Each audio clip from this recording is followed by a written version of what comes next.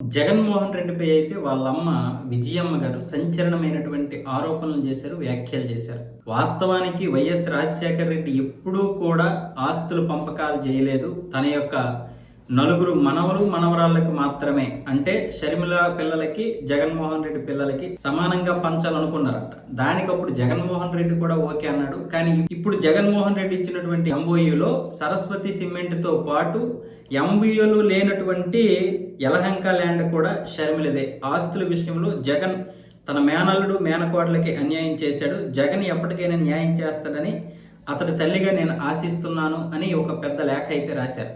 అంటే ఇప్పుడు మామూలుగా చూసుకున్నట్లయితే మన ఊర్లలో లేదా మన యొక్క సంస్కృతిలో ఆస్తుల పంపకాలు ఎలా ఉంటాయంటే ఆడపిల్లకి కట్నంగా కొంత ఇస్తారు. ఆ సమయంలో ఇచ్చిందే, ఆ తర్వాత మరి ఇంకా కూతురికి ఇంకేం ఉండదు.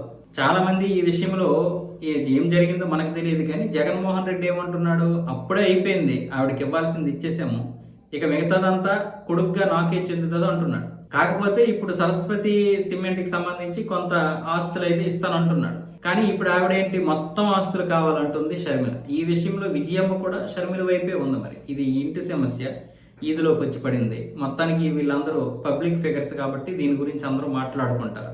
లోపల జరుగుతున్నవి వేరు, మనకి తెలుస్తున్నవి ఏమొచ్చేసి ఇంకోటి.